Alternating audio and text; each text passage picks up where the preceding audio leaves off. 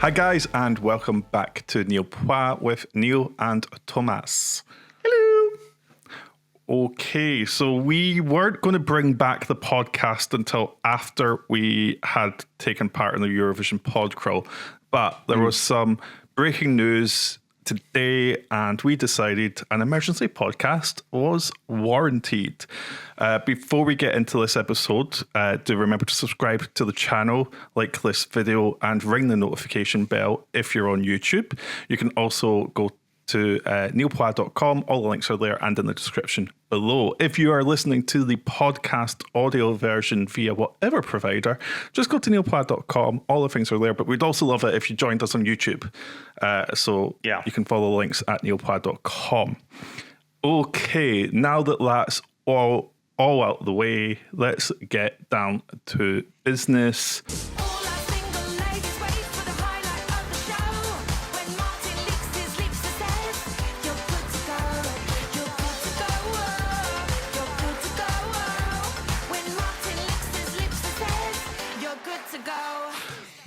Martin, oh my God, I can't even speak. You're that in shock.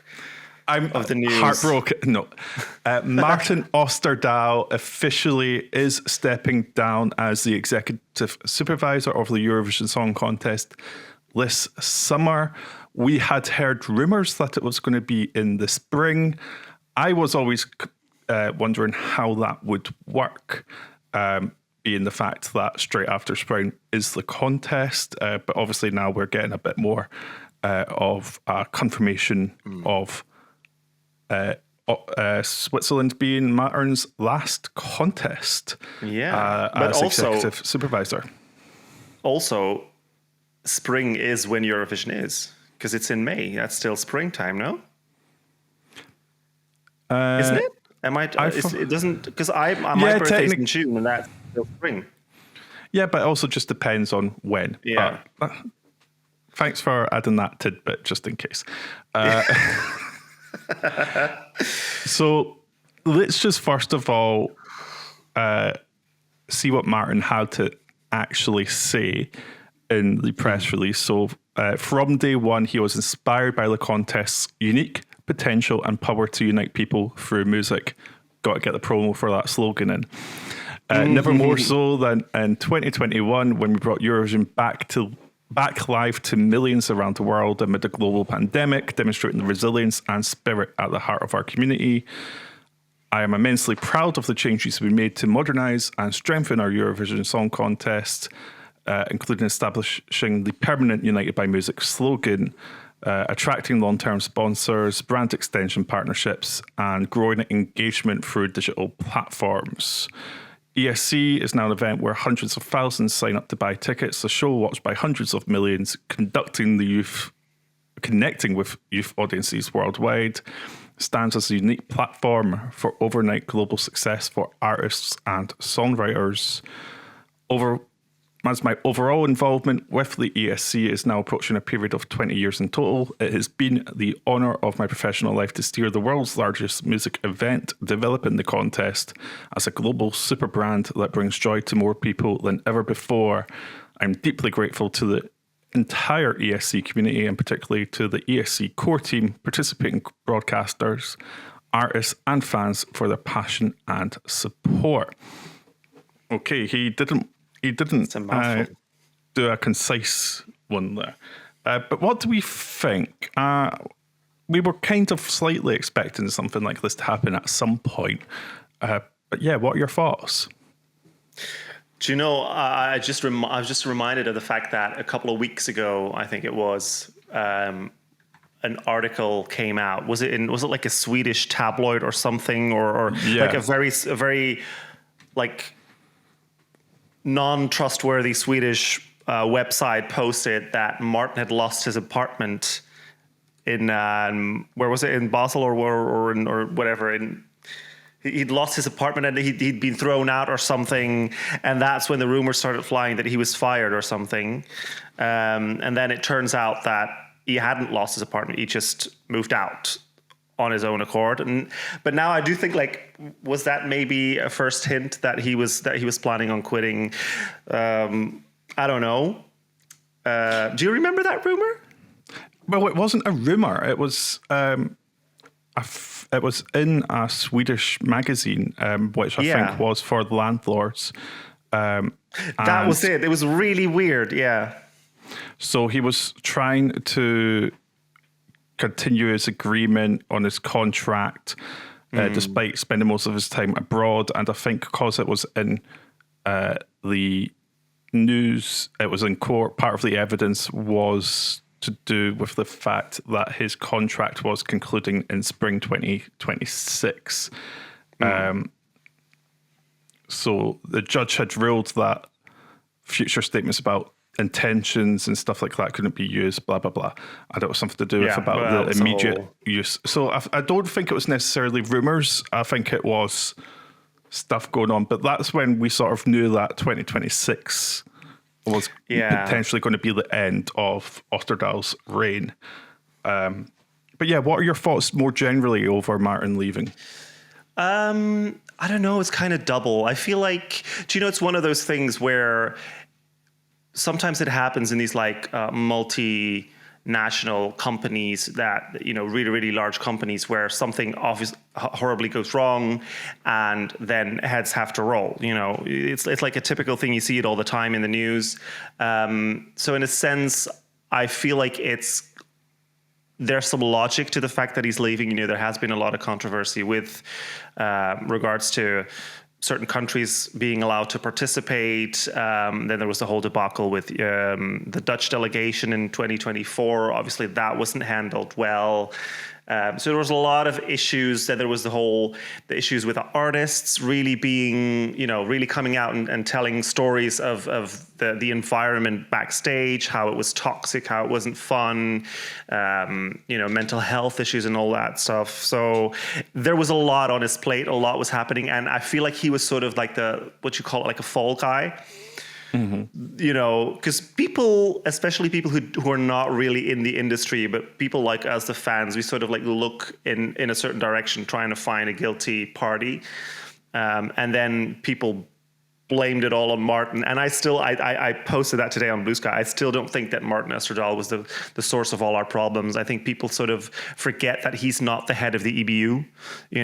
It's not like He's also not the head of the ESC. It's all about reference groups and all the rest of it. Exactly. I mean, he's an executive supervisor. Basically, that just means he has to make sure that everything runs smoothly. That's basically his job. So I feel like blaming everything on him for me was always a little weird. He's not the one sitting at a desk deciding which countries are allowed to participate. That's not his decision to make. So in that sense, that was probably the main issue and probably also the cause, especially in 2024, for some delegations to, call out and say, these, circumstances in which we have to compete are not okay. There was a lot of friction between certain delegations. I still don't think that was his doing. I think it was his job to handle it, and they didn't handle it well, especially not the whole thing with Joost. So I get that. But there's been a lot of hate towards him, and at the end of the day, he's just a middleman. Do you know what I mean? Like, it's your broadcasters that are part of the EBU. They're the EBU members, and then you have a whole bunch of people at the head of the EBU who make all the important decisions. People need to realize that the EBU is not just the Eurovision Song Contest. The EBU is it's a union of broadcasters who do a lot more than just the Eurovision Song Contest. You might have switched on the TV at some point and heard the Te Deum on other occasions as well. Because I know for a fact I've been watching TV sometimes and being like, oh, Eurovision? And then it turns out to be something completely different. It's skiing. Exactly. So in that sense, it never made sense to me to blame everything that was wrong with the contest on him, because it was just not always his decision. But it does feel logical that someone has to leave. It had become very problematic. If at some point they don't even let you say your catchphrase that you've been saying for years, which we both screamed at, if you will remember, watching the contest, something had to happen. And I'm hoping that with him stepping down, and getting someone new that the dust might settle a little bit. Yeah, it's been a very rocky tenure for old Martin Österdahl. Not all of that can be blamed on him. We started off with COVID. The 2021 contest was his first one. Obviously, we did have a live audience, which was at one point unthinkable. It was then trying to regain from that break. We then had the start of the Ukraine war, the Russian invasion in February 2022. We had the high of our Martin, I think, 2023 Liverpool, I think, was probably where we can say he was very at ease a lot more. But then, obviously, 2023, October 7th happened, and then the Israeli response to that happened, and everything went to crap for a long time. And it's still in the crap, let's be realistic. But he, as you rightly said, I don't think is to blame. I think it's all about the way things have been handled. It's like a breakdown of communication almost. Yeah. There's not the full, nothing feels transparent. They keep saying that in 2022, when they got rid of Russia, it was because of X, Y, Z. But at the time, the statement in 2022 did not say that. It said something completely different. It's like it feels almost like making it up as you go along a little bit. Yeah. I don't think they necessarily had a rule book or a script to follow in case one country invades another one. I feel like they must have just made it up as they go. And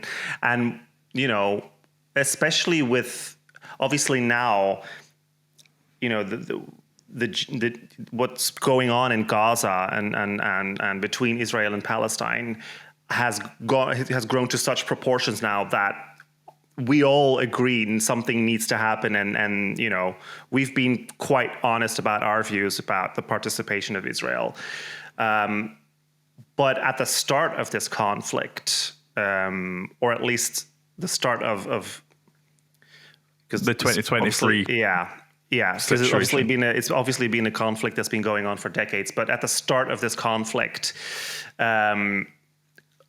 I think in that moment, it might have still been difficult to decide at that point what is the right thing to do. Do we exclude Israel, or is there still a sort of 50-50 split of like some people thinking, well, Israel is defending themselves and that happened, on October 7th, and they're just reacting to that. I mean, we all at that point already felt like, no, this is not proportionate. This is not normal. This is not okay. But I can sort of still see how that would have been a difficult situation for them to handle, and they didn't know what to do with it. We also said in our reaction series to 2024, we decided not to react to Israel.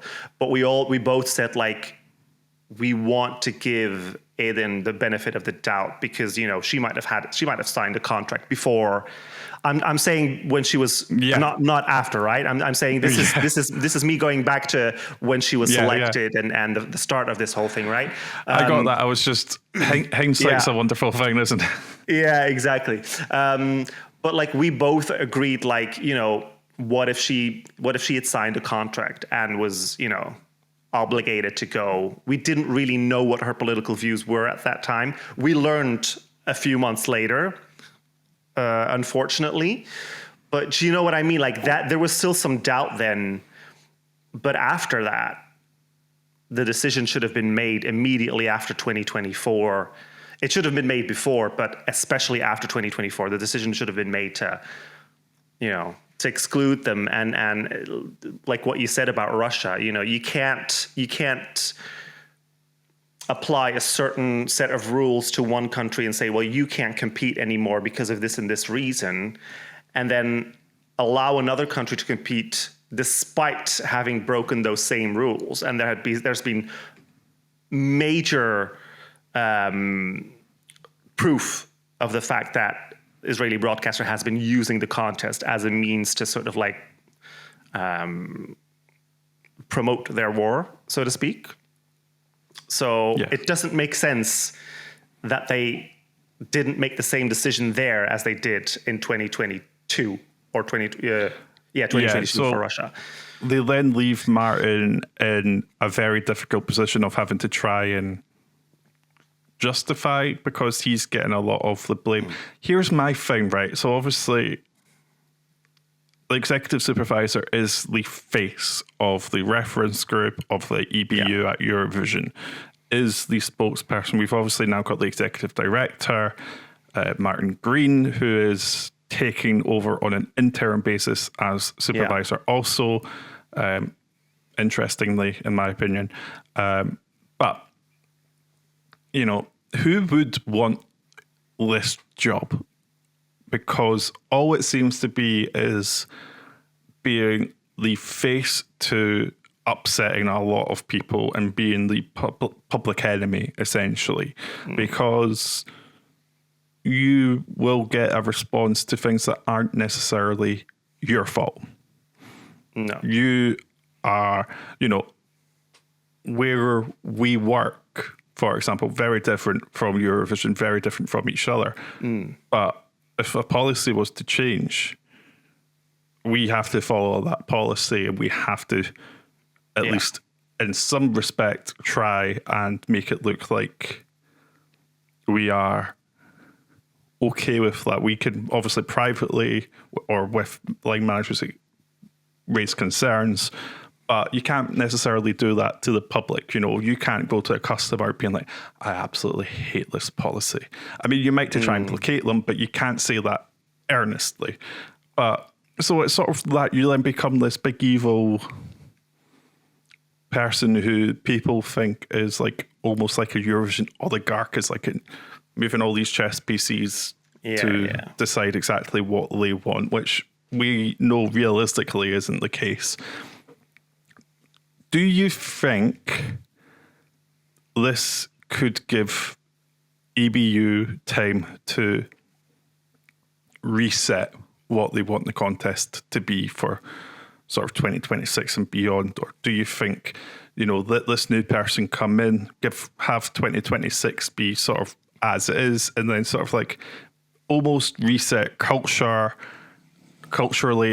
and, you know, the way that they treat artists, try and have that all figured out within this new reign, like have it be sort of drama free as much as possible?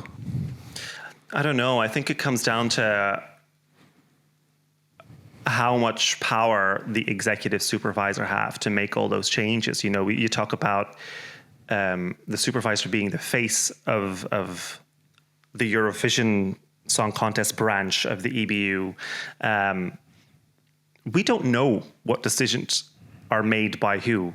We can only guess. You know, when I say I don't think Martin made all those decisions, that's also just a guess. I can't be 100% sure. I just can't see that one man would make all those decisions. I think what you said is true, that he's just, you know, he is the face of them. He is, like I said, the middleman, the one that delivers the message that has been decided by, you know, someone above him. You know, it's the equivalent of me, you know, I work in retail. It's the equivalent of me being a store manager and one of my team members doing something wrong or stealing money, and me getting fired because I'm responsible for my team. You know, is it my fault that money was stolen? No, but I get the blame. Do you know what I mean? So do I think it's a reset? I think you've maybe misunderstood what I meant. So I more mean, do you think that the people in charge, the reference group, the chairs of the EBU, etc., do you think that they would be able to take the moment of getting someone new in position? Do you think that they could possibly take that moment? I don't mean, is the new person going to come in and change things? I more mean, is this a good time for the EBU to reflect, reset, try and... But that's what I was getting to. That's what I was getting to. Okay. And that's why I was saying, like, we don't know what the power of the supervisor is. You don't know what decisions he makes. So I was going to say the changes that need to be made have to be made by the EBU reference group, as you said, by the members of the EBU. They have the power to make the changes. I'm not necessarily confident that they will make all the necessary changes. I feel like we've definitely heard stories this year that the backstage environment and the vibe backstage has gotten better from last year. So there were separate spaces for the artists now when they got off stage to unwind and to sort of like process everything before they have a camera shoved up their face, so that was already a good change. When it comes to the elephant in the room and whether or not they will make the change to exclude a certain country from the contest, I'm not confident about that. I feel like if they wanted to do that, they could have done it a long time ago. They could have done it in, before the start of Eurovision 2024. They could have done it the whole year after that, and they didn't. They stand behind their decision that it is a non-political event, and that Khan is not breaking any rules. When you get the proof thrown into your face and have people slap it in your face and you still deny it, then I don't really believe that they will have now changed their minds. It would be a good time. The dust will settle a little bit, I think, having a new supervisor.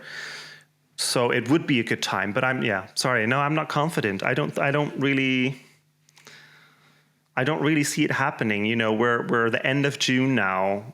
I kind of was hoping that we would have already gotten a message from them saying, okay, with whatever, I don't even care what the reason would be. Just make something up for all I care, but just make that decision already. I don't know. Do you think it will? I don't necessarily think it'll change. I'm just more thinking that, I believe that next Wednesday is the full EBU conference or something like that. So I think that's the earliest that actual reference group and stuff will begin to meet. So I don't think it's surprising we've not heard anything yet. What is slightly surprising, but also potentially not based on internal politics in Israel in terms of the public service broadcaster Can, they've not announced their participation yet. They normally have, in recent years, announced it in March before the contest even begins, or quite quickly afterwards. They've not announced it yet. Now, this might be down to the fact that the Israeli government is trying to close down the public broadcaster or privatize it in some way. So maybe that's one of the reasons we've not heard it. So it is possible Israel take themselves out of the contest. Yeah. By sheer fact of not having an eligible broadcaster, which would therefore then break the rules and not be allowed to compete. Is not having a public broadcaster in Israel a risk to public service broadcasting in general? Quite possibly. Are the EBU worrying about that in terms of their ESC decision? Quite possibly. There's lots of spinning plates, I guess, for the overarching aims of public service broadcasting. But I don't think that negates, the images we see every day. The fact that we woke up on Saturday thinking, oh, great, a nuclear world war is about to start. All this stuff. But no, I don't think any of that's Martin's fault. So we have gone off topic a little bit, but it's to do with sort of that communication. Yeah. And that sort of feels what he should have been sort of doing. I feel like there's been a lack of transparency, especially with the Louise situation, as you've said. But then again, it is also an internal investigation. It would be inappropriate at some points where a colleague has said that they felt a certain way. It has been not legislated, but you know what I mean? It did go through a system. It didn't go anywhere. Yeah. But that doesn't mean that person didn't truly feel that way, or that didn't happen. So it's Yeah. not been adjudicated in any sort of way of law. We don't have an answer of what actually happened. But that, it became so huge. It was like secret whispers here. There was flags being removed there. It was all very confusing. So I do think they were maybe in a difficult position.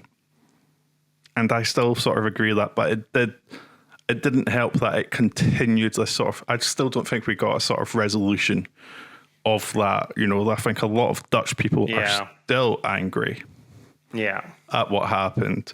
One, because they thought they could win. And two, there's that tinge of unfairness for them, I think. But to try and keep light, do you have any good Martin moments that you'd want to mention? I mean, to be fair, do you know how he was always really awkward when he not as awkward as John Olasand though. Not as awkward as John Olasand, but still awkward. But you know how it becomes endearing, how you sort of like at the start you laugh at it and you think, my God, he's awkward. And then after a few years, you just sort of like, it becomes a part of Eurovision, having an awkward executive supervisor telling us we're good to go with the votes.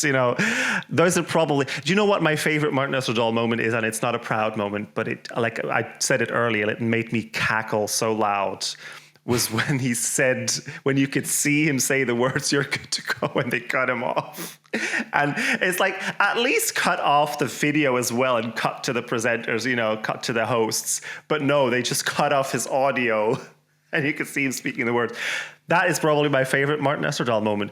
But all jokes aside, he did, it was a monumental task for him and the entire team, who work very, very hard to organize the contest every year, to organize the contest after 2020, after the pandemic. So I can understand that would be one of his proudest moments for himself, because it was a great contest, despite some sad stuff happening, like, Australia not being able to make it to the contest live, Iceland not being able to perform live on the night of the final, stuff like that.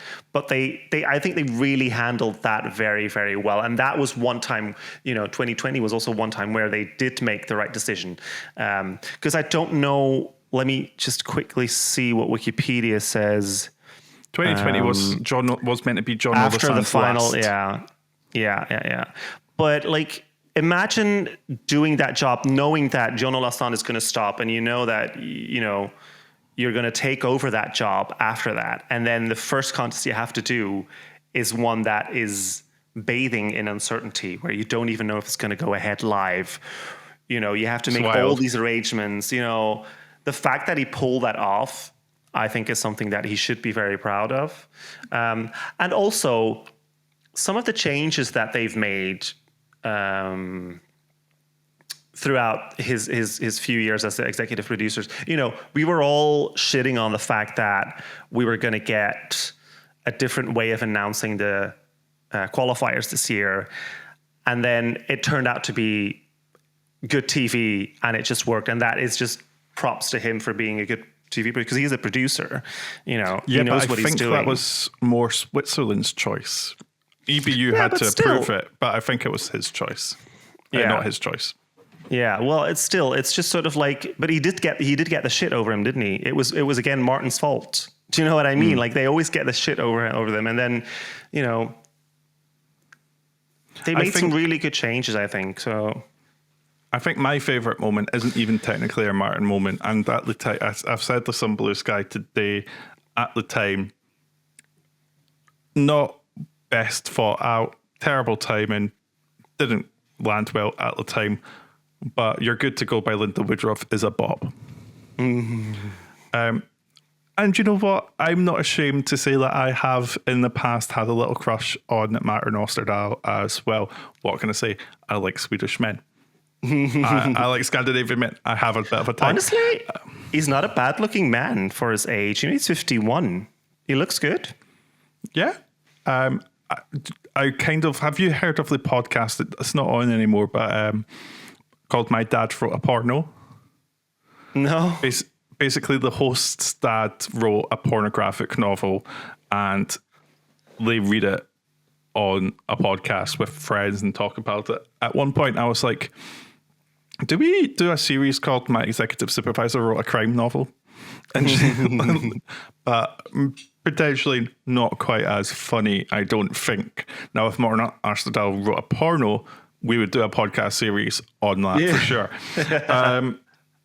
But no, I don't think he was all bad. I don't think he was all great. Did find it very jarring this year. Like, not even jarring, I'm not sure if that's the right word, but awkward that he's like, for the turquoise carpet, just like right on there while the artists come out. I don't think we've really seen that in the past.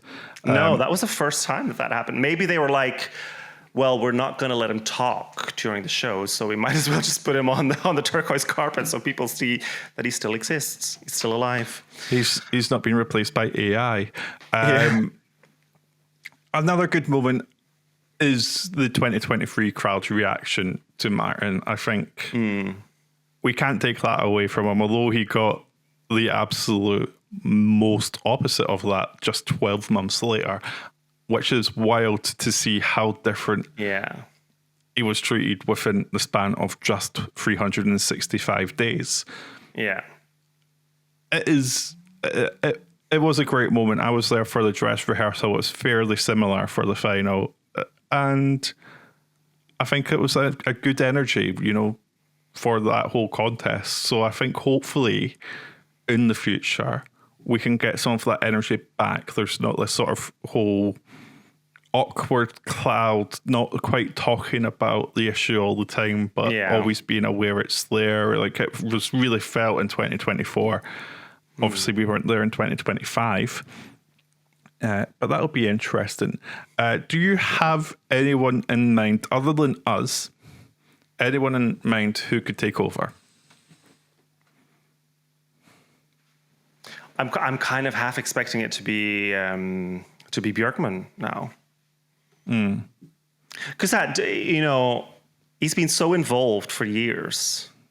I don't know if he'd want to do it, and I can 100% imagine the absolute meltdown on Twitter and Blue Sky and any other social media if he would be announced as the successor of Martin Österdahl. I could see, because people already sort of like mock him anyway, and sort of like don't really like him that much for reasons I don't really understand, but whatever. I don't know. I don't really know anyone else that is high up in the EBU, so I don't know who else it could be. It could just be someone completely new. Honestly, I don't think it would be bad if it's someone completely new, someone from outside the organization, someone who can look at it from a different perspective, with a fresh eye, and with whatever power they have, maybe try and push some changes with the EBU. Who knows? I'm not confident, but I'm trying to stay positive that way. And you know what it is with Martin? You can shit on him, and a lot has happened, but he has waltzed the Eurovision Song Contest through probably the roughest time it's had in its entire history, with Russia, and Ukraine, with Israel, but also with COVID, The fact with that it's still Italy's here, rotating stage. Exactly. A lot went south, and it wasn't all his fault, and he still sort of like managed to scrape through it. So that, in a sense, is, I think, an admirable thing in my eyes. Yeah. What do you Well, think? again, I don't know, but I was going to make that argument for let's get some new blood in there. Martin Österdahl had been involved in Eurovision as a show producer, etc. So obviously he knew Eurovision, but also the EBU knew him, and it was sort of someone who could potentially step in line quite easily. Yeah. And I don't think that's necessarily a good place for the contest to go at the moment, because I feel like it needs some new blood.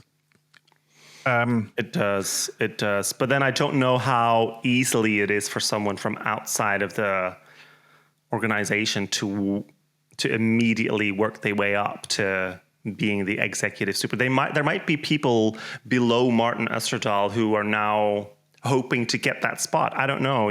Sometimes in some of these, it's not really a company, but in some of companies, you have like a hierarchy. Yeah. And there's like a logical follow-up. Do you know what I mean? But I don't think that was what happened. Martin wasn't working for the EBU or anything like that. So it will be interesting to see what happens. I would maybe like to see, not a Western Nordic country be represented. We do have a lot of different countries, maybe represent some there. We've not had a female executive supervisor in a while. I would like there to be some fresh thoughts and not just someone who sort of comes in to just steady the ship and keep it running in the exact same direction. Someone who puts their own stamp on it in a way as much as they can. That's my opinion. We'll see what happens. I think before Jon Olason, was it, what was his name? Was it Svantis Toxelius, or wasn't he a Greek? Wasn't there a Greek? I don't know why executive you're asking supervisor. Me. I think Svantis Toxelius. He was the executive supervisor. Oh, he's a Swedish journalist. Oh. Why does his name Toxelius sound kind of Greek to me? I don't know. I have no clue what I'm saying. I thought he was Greek. I mean, that's this podcast. That is this podcast. So you're absolutely fine. So yes, let's do someone not from Sweden or the Nordics. I think it would be nice to just get something and have a nice fight. I think what we can do in another episode at some point is maybe talk about like our hot takes for like the future of the contest or our controversial thoughts of the contest or something like that. That could be fun because I've certainly got a few that I've not mentioned here because I don't think it's Martin or was in Martin's purview. But we maybe leave it there because we did, you know, sort of talk about the other elephant in the room other than Martin. God, did I just call Martin an elephant? Apologies. Maybe this will give him some time to write some more books. I believe it's the Max Danger series he's got. One Swede Must Die is a book by Martin Österdahl, I believe. Let's see what happens. I guess I don't think we should, have any bad blood with Martin. I don't think, he's a terrible person or anything like that. So let's wish him all the best for any future endeavours. And see what happens with the contest. I think that's my sort of opinion on it. These things sort of happen. Yeah. And I think he just tried to handle them as best as he could. Yeah. And maybe just not always, things can't always be done in the way fans want. So that's exactly. Also... Yeah. That's another thing that I wanted to say earlier. It's like we I think... Not we specifically. I think we're pretty mellow with our opinions, but I feel like a lot of Eurofans sometimes don't understand that it's not always as simple as it looks. It's not always as easy as it looks. When you mentioned the whole Joost Klein thing and there's a police investigation going on, that might have been exactly the reason why there wasn't any communication or not good communication. It's never black or white or just black and white. That there's room for 50 Shades of Grey, baby. I can't believe you're saying that for the second time on this chat. Oh, is that going to be your catchphrase? Yes. Okay. I should be the executive supervisor. Okay. I mean, I did say apart from us, I think we could be joint co-executive supervisors. Yeah, 100%. I'd absolutely do that. Let's end it there. Remember to subscribe to the channel, like this video, and ring the notification bell. Go to niallpoints.com if you're watching on YouTube, and just go to niallpoints.com if you're not watching and you're listening instead. I guess we will see you soon. The podcast will be back on. Oh, I've not looked at the date of this. In a few 4 weeks' time. Yeah, because wait, are we third or fourth in line for the pod crawl? Fourth. So we'll be here. We'll be back on the 28th of July. Yeah. I don't know. I do know it's the 28th of July. Okay. I'll trust you. Okay, thank you. We will see you on the 28th of July. We will be taking part in the Eurovision Podcrawl that we have spoken about. Go to the link tr.ee/Eurovision Podcrawl to learn more, and make sure you listen to ESC Insights episode. And in a few days, the Wind Machine podcast will release there. So listen to that, and we will speak to you then. Goodbye. Bye.